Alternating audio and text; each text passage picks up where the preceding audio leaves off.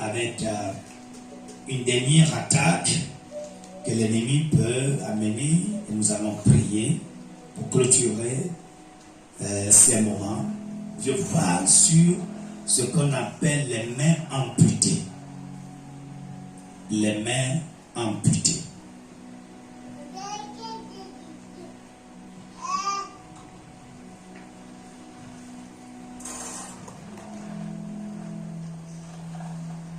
Glory be to the name of Jesus.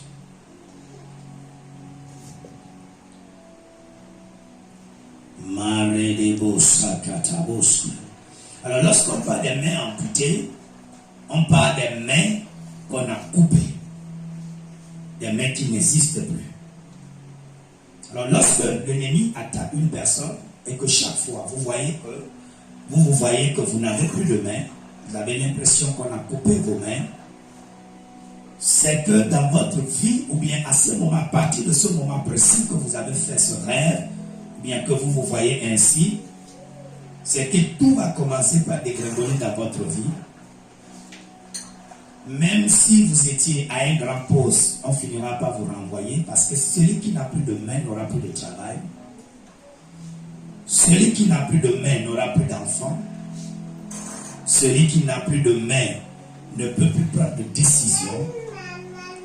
Et celui qui n'a plus de main ne peut plus conserver. Vous savez que c'est avec les mains qu'on peut concevoir, qu'on peut conserver plutôt.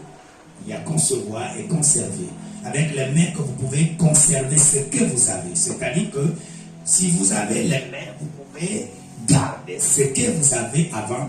Mais une fois que vos mains sont coupées, vous n'allez plus conserver les choses. Vous allez constater que les finances n'existeront plus dans votre vie. Vous allez constater que le travail, le boulot n'existera plus. Vous allez constater que la plupart des choses qu'un homme doit avoir, vous ne l'avez pas. Il est mieux que les pieds soient coupés que les mains soient coupées. Quand les mains sont coupées, vous aurez vraiment de difficultés à réussir dans la vie. Parce que celui qui ne travaille pas ne mangera pas. Et lorsque vos mains sont coupées, on est en train de vous dire que votre vie va devenir une vie de médiocrité, une vie de médiocre, une vie de blocage total. Quand vous avez les mains coupées, quel que soit le niveau de diplôme que vous pouvez avoir, il vous sera très difficile d'avoir le boulot. Même si c'est une bricole, il vous sera très difficile d'avoir. Si vous avez les mains coupées, les choses vont dégringoler dans votre vie. Et ça ne serait pas votre bagage. Ce matin, nous sommes là, c'est pour nous libérer de ce type d'attaque. Et ta vie ne sera plus pareille. Deutéronome 25, le verset 12. Deutéronome 25, le verset 12. Maredebo sakataya. Malin debo sekete rekete bosakataya. Ilele bosakatarara boseketea. Marinde bosekete de bosia. Alors nous allons lire les deux versets. Nous lisons à partir du verset 24 pour que vous puissiez comprendre. Nous lisons plutôt à partir du verset 11 et le verset 12. Nous lisons les deux versets de Deutéronome 25, 11 et 12. Deutéronome. Alléluia. 25, oui. Deutéronome chapitre 25, les versets 11 à 12. Lorsque les hommes se querelleront ensemble, l'un avec l'autre, si la femme de l'un s'approche pour délivrer son mari de la main de celui qui le frappe, si elle avance la main et saisit ce dernier par les parties honteuses, tu lui couperas la main. Tu ne jetteras sur elle aucun regard de pitié. Amen. Amen. Relis-moi encore une fois. Lorsque les hommes se querelleront ensemble, l'un avec l'autre, si la femme de l'un s'approche pour délivrer son mari de la main de celui qui le frappe, si elle avance la main et saisit ce dernier par les parties honteuses, tu lui couperas la main. Tu ne jetteras sur elle aucun regard de pitié. Tu ne jetteras sur elle aucun regard de pitié. Amen. Amen. Tu lui couperas la main. Tu ne jetteras sur elle aucun regard de pitié. Alléluia. C'est la loi que que Dieu avait donnée à Moïse selon les querelles dans le foyer. Et lorsque vous lisez bien l'Écriture, nous sommes dans le Nouveau Testament, par la grâce du Seigneur. Nous sommes dans la nouvelle alliance. Mais lorsque vous voyez la loi que l'Éternel avait donnée, l'Éternel dit lorsqu'il y aura de querelles entre deux hommes, et que la femme de l'autre va chercher à défendre, et que s'il arrivait que cette femme prend une partie de l'homme qui a querelle avec son mari, l'Éternel donne l'ordre à l'homme qui a querelle avec le mari de la femme de couper la main de la femme, de couper ses mains sans avoir de pitié pour elle. Alors, quelqu'un va se poser la question, lorsque nous disons cela, qu'est-ce que cela révèle aujourd'hui dans le Nouveau Testament? La Bible déclare que Christ est l'époux de l'Église. L'Église constitue l'épouse du Christ. Et lorsque vous voyez bien ce que le Seigneur voudrait nous dire, c'est que le mandat que Dieu a donné à Christ, c'est le combat d'abord. La Bible dit que le Fils de l'homme est apparu afin de détruire les œuvres du diable. C'est un combat perpétuel. Et nous savons que le Seigneur a eu la victoire sur l'ennemi. Le rôle de l'épouse qui est l'Église aujourd'hui n'est pas de défendre le mari qui est Christ, mais c'est de présenter le Seigneur. C'est pourquoi chaque fois que vous voulez défendre les causes du Seigneur, vous n'allez jamais vous en sortir. Parce qu'on ne défend pas l'époux, mais on présente l'époux. Alléluia. Christ a la capacité de se défendre. Et Dieu est très grand de se défendre. Personne ne doit défendre Dieu. Mais chacun de nous doit présenter le Seigneur. Et là où Dieu se présente, la Bible dit tout genou fléchit et toute bouche confesse que Christ est Seigneur. Alléluia. C'est pourquoi lorsque l'écriture devait commencer dans le livre de Genèse, on n'a pas cherché à expliquer Dieu. Il n'y a aucune partie que vous allez voir qu'on a cherché à présenter Dieu, à dire que non, Dieu, il est formé comme ça, il est né comme ça, il a fait ceci. Mais la Bible dit, au commencement était Dieu. Et Dieu a commencé par crier. Et celui qui n'existe pas ne pourra pas crier. Il existe avant la fondation du monde. Et on lui présente pour que chacun, les philosophes ont cherché à savoir, mais lui, il est venu comment? Il s'est créé comment? Personne ne le saura. Et personne ne l'expliquera. Donc le Seigneur nous demande, c'est que le Seigneur veut que nous ayons, que nous faisions, c'est de faire quoi? De présenter le Seigneur.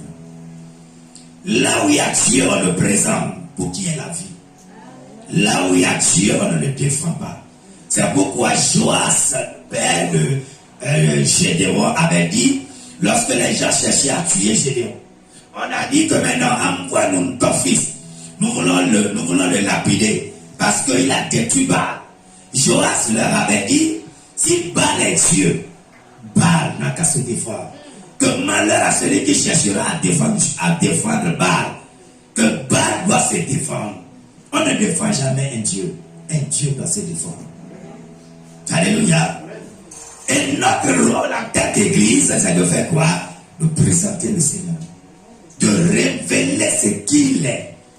Ce n'est pas de l'expliquer. Nous révélons le Seigneur au travers des signes et des prodiges. Nous révélons le Seigneur au travers de ce qu'il fait. Alléluia. Lorsque Dieu est quelque part, il y a des signes qui le présentent. Il y a des signes qui révèlent qu'il est Dieu. Alléluia. Donc personne parmi vous ne cherche à défendre. Sinon, écoute, aujourd'hui nous avons des problèmes. L'église a des problèmes parce que l'église a cherché à expliquer Dieu. Les gens prennent tout le temps à expliquer Dieu, à chercher à expliquer Dieu. Et là où vous voulez expliquer Dieu, Dieu n'insiste pas. Mais Dieu se présente pour manifester sa gloire. Alléluia. Dieu se présente. Présentez Dieu au Seigneur. Présentez le Christ au Seigneur. Ne l'expliquez pas. Parce qu'il ne s'explique pas. Alléluia. Alléluia. 1 Samuel 5, le verset 4. 1 Samuel 5, le verset 4.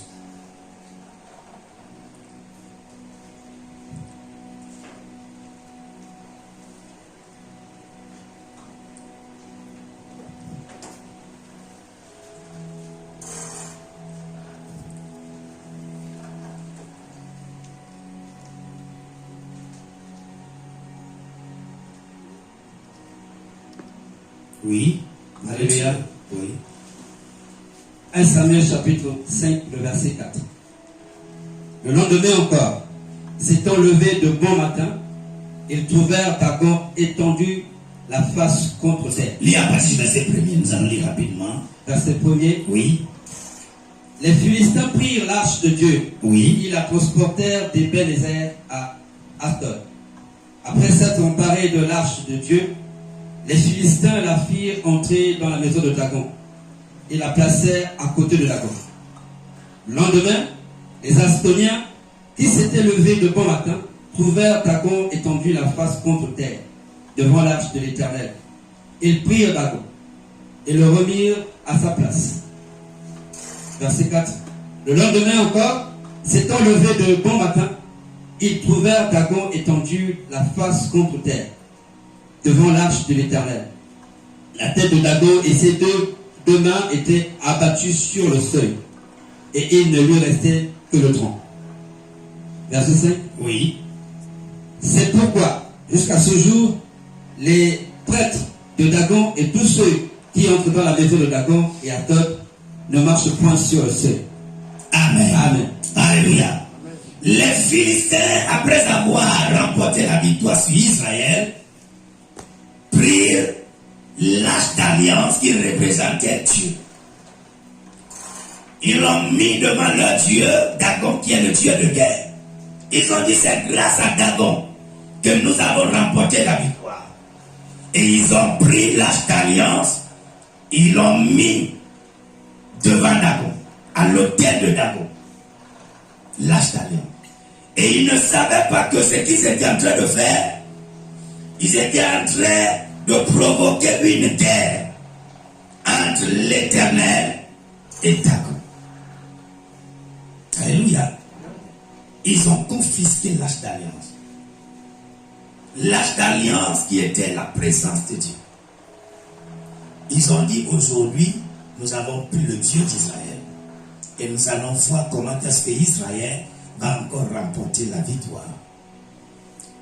Israël n'est pas venu pour défendre l'arche d'alliance. Alléluia. Israël n'est pas parti. Puisqu'ils ont pris, ils ont dit, ok, comme vous avez pris cela, gardez ça. Mais la Bible dit que la même nuit, quelque chose s'est passé. La nuit, il y eut guerre entre Dagon et l'arche d'alliance, l'Éternel des armées. La première nuit, ils ont vu Dagon qui est en train de se prosterner devant l'arche d'alliance. Ils ont dit que c'est un scandale. Ils ont dit que c'est pas possible. Que peut-être que c'est une erreur qui s'est passée. Ils ont redressé Dagon. Le deuxième jour, la Bible dit que la tête et les deux mains, les membres inférieurs et supérieurs de Dagon ont été coupés. Alléluia. Ses membres ont été coupés avec sa tête. Il ne restait que le tronc. À partir de ce moment-là, ils ont su que ce qu'on pensait que c'était un hasard, que non, il y a quelque chose qui se passe. L'Éternel est en train de se défendre. Alléluia. C'est pourquoi je vous dis que partout il y a Dieu, Dieu se défend. Alléluia. Si vous avez Dieu avec vous des fois, écoute-moi, les véritables enfants de Dieu ne cherchent pas à s'expliquer. Les véritables enfants de Dieu ne cherchent pas à donner raison à quoi que ce soit. Vous laissez des fois Dieu faire. Alléluia. Des fois vous laissez Dieu, si réellement il est Dieu, il se prouve. Il doit se révéler qu'il est Dieu. Alléluia. Et le jour-là, ils ont su que ce qu'on pensait, que c'était que d'abord que leur Dieu était aussi comme notre Dieu que nous-mêmes nous avons fabriqué, ce n'était pas pareil. Parce que la Bible dit que dans la vie dans laquelle on avait mis, la vie d'Asdor, la vie dans laquelle on avait mis l'âge d'alliance, il y avait problème. Parce que la plupart des gens étaient malades, ils avaient l'hémorroïde. Ils ont été frappés par une maladie. Ils ont su que il y a quelque chose d'anormal qui commence par arriver. Alléluia. La présence de l'âge d'alliance a créé de problèmes aux habitants de l'Asdod. Parce que Dieu est en train de se défendre. Si tu es un Dieu, il va te défendre. Amen. Alléluia. Partout on invoque Dieu. Partout où il réside un véritable Dieu, ce Dieu-là, il combat toujours, il se défend toujours. Et si tu es son enfant, il finira par te défendre. Alléluia. Dieu défend sa cause. Alléluia. Le jour-là, d'abord a dit je ne peux pas. Il y avait la présence de Dieu. Personne ne peut tenir devant la présence de Dieu. Et là où il y a la présence de Dieu, il y a la prosternation. Là où il y a la présence de Dieu, les gens s'inclinent devant sa présence. Amen. Alléluia. La présence de Dieu provoque à ce que les gens disent que non. Voilà, puisque d'abord ne peut pas lever ses mains pour adorer Dieu, Dieu lui avait coupé les mains. Parce que devant la présence de Dieu, d'abord avait encore les bras croisés. D'abord ne peut pas soulever ses mains. Et Dieu savait que, vous savez, il y a des choses mystiques quand vous lisez l'écriture. J'ai l'impression qu'il y a des gens qui ne connaissent pas l'adoration ici, là. Des gens qui ouvrent les yeux.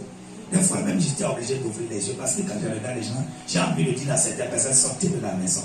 Parce que vous me mettez mal à l'aise. La présence de Dieu, on se prosterne. La présence de Dieu, on ferme les yeux. On adore Dieu, on soulève les mains. Signe de l'adoration pour dire je m'abandonne à toi, je ne suis rien, me voici devant ta présence. Tu es venu voir qui? Si c'est un homme, il ne te fera rien. Mais si c'est dans la présence de Dieu, c'est lui qui est tout. Je vois les gens qui se baladent là. Je vois des gens qui passent, ils quittent leur rang, je ne sais pas. Vous voulez rester où là? Restez là où vous êtes. Présentez votre main à Dieu. Dites à Dieu, me voici. Fais de moi ce que tu veux. Parce que sans lui, tu n'es rien. Soulève tes mains, prosterne-toi devant Dieu.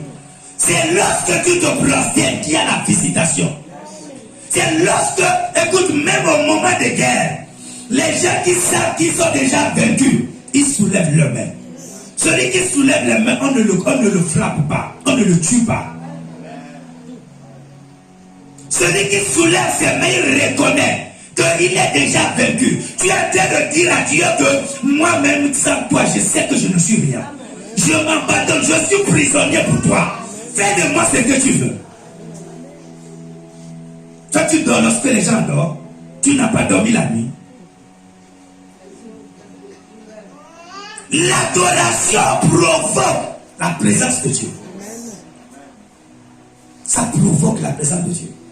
Et lorsqu'il y a la présence de Dieu, quelqu'un ne peut pas repartir comme il est venu. Parce que dans sa présence, il y a toujours un signe. Dans sa présence, Dieu révèle toujours qu'il est présent.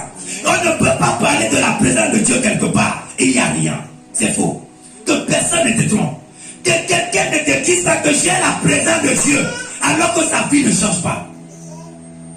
Personne ne peut dire j'ai la présence de Dieu avec moi et il n'y a rien qui change dans sa vie. Ce n'est pas le vrai Dieu. C'est un faux Dieu. Parce que partout Dieu s'est présenté, même d'accord qui ne parle pas, il s'est prosterné. Même quelqu'un qui ne peut pas soulever ses mains ont été enlevées pour lui dire que devant moi, toutes choses se prosternent. Devant moi, toute personne se prosterne. Et ce n'est pas toi qui meurs. La Bible dit devant lui, dans sa présence, les 24 anciens, quand ils sont devant sa présence, ils se prosternent. Ils disent Saint, Saint, Saint. Leur rôle, ce qu'ils doivent faire, c'est de dire seulement Saint à Dieu. Ils se prosternent. Parce que Dieu est là où on l'adore, là où on se prosterne. Quand tu vois quelque part, les gens n'adorent pas Dieu, c'est pas Dieu. Là où Dieu se présente, les gens l'adorent. Là où il y a Dieu, les gens connaissent sa valeur. Et tu agis en leur, dans leur vie. Alléluia. Alléluia. Tes mains sont pour Dieu. Tes pieds là, c'est pour Dieu. Si tu ne peux pas fléchir chez nous, soulève tes deux mains. Abandonne, fais de toi prisonnier à Dieu pour quelques minutes. Parce que sans lui, ta vie n'a pas de sens. Sans Dieu, ta vie n'a pas de sens. C'est pourquoi adore-le. Dis-lui, je ne suis rien devant toi. Les gens pensaient que l'Éternel était aussi comme le Dieu. Il n'est pas un Dieu fabriqué. Mais Dieu se défend. Et Dieu les a prouvés que je suis l'Éternel des armées. Alléluia. On a amené l'âge d'alliance. On prend la d'alliance. On quitte la vie d'Asdor. On amène ailleurs. La Bible dit même là-bas, il y a toujours des problèmes. Les gens disent quoi? Vous voulez nous amener la mort? Nous refusons de mourir. Prenez votre hache d'alliance et amenez là où vous avez abandonné. Les gens ont refusé parce qu'ils savent que dans la présence de Dieu, il y a quelque chose. Écoute-moi, quand Dieu est quelque part, les ennemis finissent par fléchir chez nous. Quand tu sais adorer Dieu, je ne sais pas, celui qui se lève contre toi, mais il finira par croire que ton Dieu est vrai. Parce que le combat que nous avons, ce n'est pas un combat de chair, mais c'est un combat spirituel. Un combat, quand les gens regardent, ils se rendent compte que ton Dieu est le plus fort. Alléluia. Oui. Vous ne pouvez pas imaginer combien de fois les gens sont autour de nous pour nous détruire. Mais si Dieu est avec nous, qui peut être contre nous? Et avant que Dieu ne soit avec toi, adore-le. Que ton corps appartienne. Que Dieu reconnaisse que tu es son enfant. Adore-le. Quand tu es devant sa présence, adore-le comme tu ne l'as jamais adoré. Enlève ta veste là. Veste de combien? Sans lui, tu peux payer ça. Toi, tu peux payer une veste là. Sans l'Éternel. Prosterne-toi. Enlève la cravate là.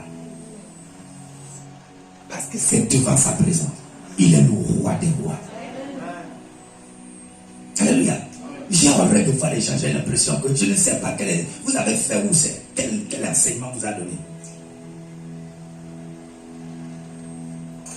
La prosternation devant Dieu. Adorer le Seigneur. On dit les gens de louer, les gens font les choses. Je ne sais pas quel enseignement vous voulez qu'on vous donne dans la maison là. Quel enseignement?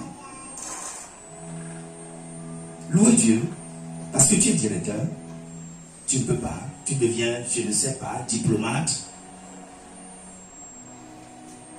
J'ai vu la louange guérir des personnes. J'ai vu la louange qui a fait sauter les paralytiques. La louange, ça a fait sauter les paralytiques. Ils ont jeté leur béquille parce qu'ils ont loué le Seigneur. Ils ont provoqué la louange, ils ont provoqué la présence de Dieu. Nous ne sommes pas catholiques. Hein? Si tu es catholique, reste catholique. Je ne suis pas catholique. Ici, là, nous cherchons la présence de Dieu. Parce que les ennemis sont autour de nous. Et nous ne pouvons jamais les vaincre sans Dieu. Alléluia. Si Dieu n'est pas avec nous, même ce que vous voyez là, on ne peut pas l'avoir. Mais tous les jours, Dieu se défend. Et il va se défendre. Alléluia. Il va se défendre, quel que soit le nom, il va se défendre. Parce que là où on l'invoque, il est présent. Et les ennemis fléchissent chez nous. Les ennemis finissent par abandonner parce que Dieu est avec vous. Tout peut vous arriver, mais ne perdez jamais la présence de Dieu. Soyez sûr que Dieu est avec vous. Et s'il est avec vous, vous finirez par vous en sortir. Alléluia. Vous finirez par vous en sortir parce qu'il est avec vous. Les hommes sont bien avec toi quand tout va bien. Le jour que ça n'ira pas bien, ils vont te quitter. Mais si tu es avec toi, il ne t'abandonnera pas. Je parle à quelqu'un. Donc sois sûr que tu es avec toi. Et à tout moment, attache-toi à Dieu. Quand il est avec toi, quel que soit ce que les gens feront, ça n'arrivera pas. Tu finiras par avoir la victoire. Tu finiras par aller dans ta destinée. Personne ne peut te bloquer là où il y a Dieu. Si tu es dans ta vie, les gens vont penser, mais ça n'arrivera pas. Les gens vont chercher. Leur pensée, c'est de te bloquer. Mais ils ne pourront pas, parce que celui qui est avec toi est plus fort. Alléluia. Amen. Il y a des moments où on appelle ce qu'on appelle les mains amputées. J'ai vu un homme qui m'a dit, je dis, papa, chaque fois que je me vois, j'ai l'impression que je n'ai pas les deux mains. Il dit, plusieurs fois j'ai fait le rêve, je n'ai pas les deux mains. Et en réalité, rien ne marche comme ça. Il dit, on t'a coupé les mains. Et quand tu es arrivé à ce niveau, c'est qu'on veut finir. On ne te tue pas, mais on veut terminer avec toi d'une manière indirecte. Alléluia. Et il y a ces gens d'attaque l'ennemi fait dans la vie des personnes. Dans les finances, rien ne marche. Tu peux avoir l'argent, mais tu ne peux pas garder parce que tu n'as pas de main. Tu peux avoir le travail, mais le travail, là, quand tu fais, les gens n'apprécient jamais. Et on finit par te renvoyer parce que tu n'as pas de main. Et lorsque quelqu'un est amputé de ses mains, on est en train de lui dire qu'il ne peut jamais exceller. Il ne peut jamais devenir champion. Parce qu'on apprécie que ce qui est bon. Mais chaque fois lorsque tu fais des choses qu'on ne t'apprécie pas, c'est qu'on est en train de te dire que tu ne vaux rien. Que tu ne peux pas aller loin. Que ta vie n'aura pas de sens. Et des fois le diable attaque les gens comme ça. Quand les gens font les choses, on les apprécie. Mais toi tu fais pour qu'on ne t'apprécie pas. Des fois vous faites la même chose. Les gens gagnent le même salaire que toi. Même eux ils gagnent pour eux. Mais toi tu n'arrives pas à gagner pour toi. Qu'est-ce qui se passe? Pourquoi tu n'arrives pas à garder les choses, à conserver ce que tu as? Comment tu penses que tu as une relation? Après 2 mois, 3 mois, la personne te dit que non, je ne veux plus. Et des fois, quand tu regardes, tu n'as rien fait de mal. C'est que tes mains sont amputées.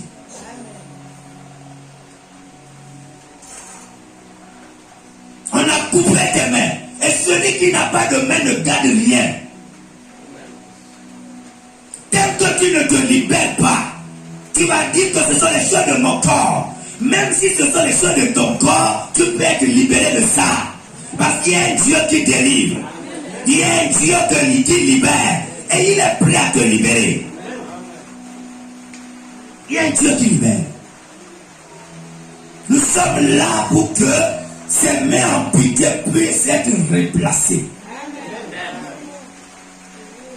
Que tu retrouves tes mains. Afin que toi aussi tu sois apprécié. Afin que toi aussi tu puisses conserver ce qui t'appartient. Il faut traiter avec ça. Et tant que tu penses que non, c'est rien, tu vas voir que les années passent, mais il y a des choses qui ne se manifestent pas dans ta vie. C'est pourquoi c'est très important de chercher à se libérer, de chercher la délivrance. Les prières de délivrance sont importantes dans la vie de chaque enfant de Dieu. Afin que ce que l'ennemi, les attaques de l'ennemi, tout ce que l'ennemi envoie dans ta maison, que cela soit dispersé, que cela soit anéanti, parce qu'il y a un Dieu qui combat en faveur de ses enfants. Alléluia. Amen. C'est à cause de ça que nous sommes là. sorti de ces alliances, sorti de ces attaques de l'ennemi. Que personne ne te trompe. Il y a des choses qui t'arrivent, pas parce que tu as voulu, mais parce qu'il y a des ennemis qui t'attaquent. Des ennemis qui décident. La Bible dit que quelqu'un est parti, il a planté de la bonne graine. Dans le livre de Matthieu, mais la nuit, son ennemi est venu pour faire quoi? Pour semer l'ivraie, la mauvaise graine. Il se lève le matin et dit, mais j'ai semé la bonne graine, d'où viennent ces mauvaises herbes? Ce sont les serviteurs qui lui posent la question. Il a dit, c'est l'ennemi qui est venu planter ça. Ce qui veut dire que Dieu peut semer des bonnes choses dans ta vie, mais la nuit, il y a aussi un ennemi qui est là pour semer la mauvaise chose. Alléluia. Donc tu dois être prêt, tu dois comprendre que tout ce qui t'arrive n'est pas l'œuvre du Dieu vivant. Il y a des ennemis qui ne veulent pas te voir entrer dans ta destinée. Il y a des gens qui ne veulent pas que tu arrives à conserver ce que tu gagnes. Il veut te voir avec les mains amputées. Et quand tu prends aujourd'hui, tu disperses. 24 heures n'arrive pas, c'est parti. Tu ne sais pas c'est où. Tu ne sais pas comment est-ce que c'est parti. Parce que tu n'arrives pas à conserver. Alléluia. Amen. Et nous devons prier. Alors, lorsque nous parlons de la prière, lorsque vous avez ces attaques de l'ennemi, il y a 3 choses que vous devez faire rapidement. Lorsque vous constatez que ce soit les mains liées, que ce soit les mains percées, que ce soit les mains colorées, que ce soit les mains amputées, chaque attaque de l'ennemi que vous constatez sur votre main, vous avez l'impression que quand vous faites les choses, on n'apprécie jamais cela. Vous avez l'impression que vous n'arrivez pas à conserver, à garder ce que vous avez. Vous avez l'impression que votre main n'est pas bénie. Vous avez l'impression que votre travail ne vous produit pas de la vie. Il y a 3 choses importantes que vous devez faire dans le domaine de la délivrance. Premièrement, vous devez être un véritable enfant de Dieu, c'est-à-dire se repentir de vos mauvaises voies. La repentance. Vous devez savoir que la repentance est très importante dans la vie de chaque enfant de Dieu qui veut sa délivrance. Ne pensez pas que vous allez garder les mêmes choses et Dieu va toujours vous délivrer. Repentez-vous. À un moment donné, dites au Seigneur, j'ai commis des erreurs, j'ai fait telle chose, mais je veux m'en débarrasser, aide-moi. Demande pardon, la repentance. Ne priez pas sans la repentance. Et lorsque nous parlons de la repentance n'est pas seulement la confession. La repentance n'est pas la déclaration. La repentance, c'est se détourner de ces mauvaises voies. Se repentir, c'est tourner dos au péché. C'est-à-dire changer de voie. Amen. Vous allez quelque part. Mais lorsqu'on dit qu'il s'est repenti, c'est qu'il se tourne. Il dit non, c'est pas le chemin que je voulais emprunter. Je repars de là. Donc on dit qu'il s'est repenti de sa voie. Donc vous ne pouvez pas prier sans la repentance. Sans dire à Dieu, je reconnais que j'ai péché. La Bible dit le fils prodigue, lorsqu'il est arrivé, lorsqu'il est revenu en lui-même, il a fait une repentance. Il est revenu à lui-même. Il a reconnu qu'il a commis des erreurs. Il a dit, mais dans la maison de mon père, il y a des gens qui mangent mieux que nous. Je ne sais pas pourquoi je suis arrivé à ce niveau. Je veux retourner dans la maison de mon père. En lui-même, il y a eu un changement. Il a pensé quelque chose. Il est revenu en lui-même. Il n'a pas dit non, malgré que je suis comme ça là. Je vais pas. Mais quand il est parti vers son père, il s'est prostré. Il a dit, mon père, je sais que j'ai péché contre toi. Il n'a pas dit, je suis ton fils, donne-moi. Je m'en aussi, malgré que j'avais pris mon héritage, mais tu es encore vivant, donne-moi ma part encore. Il n'a pas fait la violence. Parce que beaucoup pensent que lorsque nous faisons la prière de combat, nous faisons la violence, nous le faisons dans le désordre. La prière de combat ne se fait pas dans le désordre. Ça se fait dans le domaine où vous savez que vous êtes dans votre droit. Et vous ne pouvez pas réclamer quelque chose alors que vous avez tort. Je suis en train de parler à quelqu'un. C'est pourquoi la repentance est très importante dans la vie de toute personne. Tu ne peux pas être encore dans la fausseté alors que tu dis que je réclame. On va te donner quoi? Alléluia. La repentance est très importante. Répands-toi de tes mauvaises voies. Dis Seigneur, je reconnais que j'ai failli quelque part. J'ai encore touché ce que je ne devais pas toucher. J'ai encore commis l'avortement. Mais je sais que c'est toi qui peux me pardonner. J'ai sali mes mains. Mes mains sont sales. Lave-moi. Ne prie pas et réclamer la vie alors que tu sais que tu es dans la fausseté.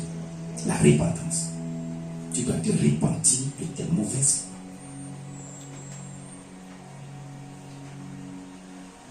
voies. Alléluia.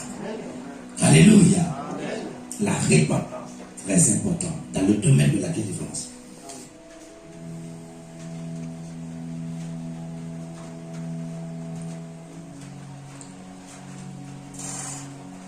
Après la repentance, vous devez apprendre à enlever les chaînes spirituelles sur vos mains.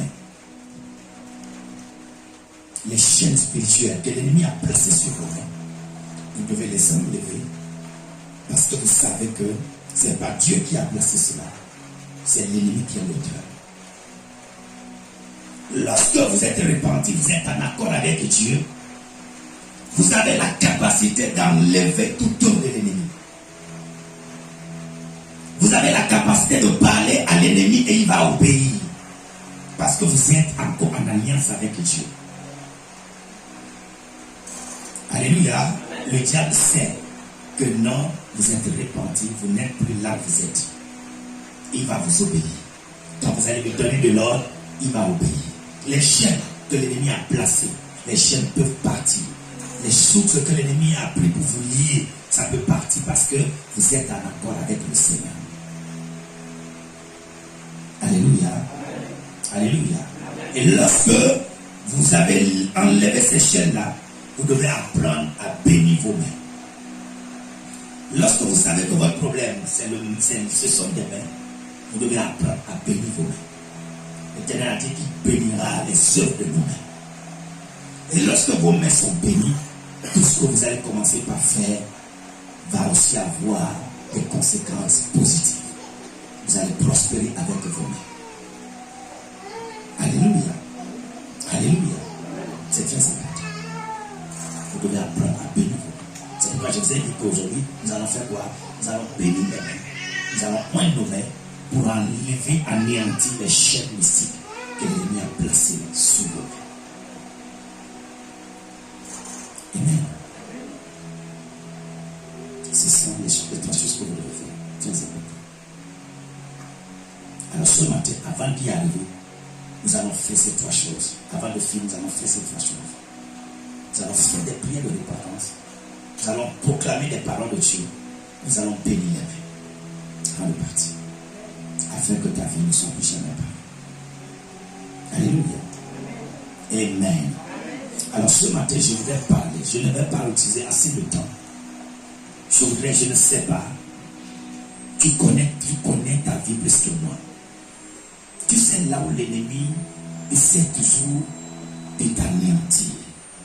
Des fois même quand tu veux prier, toi-même tu sais que tu n'as plus la force. Il y a toujours une voix que tu entends. Une voix qui te dit que mais toi, écoute-moi. Toi aussi tu vas encore prier. Tu as oublié ce que tu viens de faire. Tu as oublié ce que tu as fait hier. Tu as oublié ce que tu as fait il y a une semaine. Il y a toujours des voix que tu entends. Ces voix sont en train de provoquer le jugement. Et tu dois faire taire à ces voix-là par la repentance. C'est lorsque tu décides de te repentir que ces voix-là vont se taire. L'ennemi ne peut pas t'accuser. Parce qu'il sait que tu reconnais et tu as déjà avoué ça à Dieu. Tu as déjà décidé de ne plus le faire. Et même s'il se présente devant toi avec une nouvelle femme, tu ne feras plus ce que tu avais l'habitude de faire. Je parle à quelqu'un. C'est pourquoi ce matin, je voudrais que nous soyons dans une concentration totale. Que chacun de nous entre en lui-même. Que chacun de nous voie Quel est le niveau où l'ennemi cherche toujours à t'avoir? Peut-être que ce sont les murmures, les critiques. Tu ne t'égares pas. Peut-être que c'est dans le vin ou bien c'est dans les femmes. Qu'est-ce qui te fait chuter chaque fois? Tu n'arrives pas à mener une vie chrétienne épanouie parce que l'ennemi te fait toujours tomber. C'est possible que tu puisses t'en sortir. Si et seulement tu peux te repentir. Dis Seigneur, aide-moi à me débarrasser de ce problème, à me débarrasser de cette défaillance, de ce péché, de cette erreur, de cette chose avec laquelle l'ennemi m'accuse à chaque fois.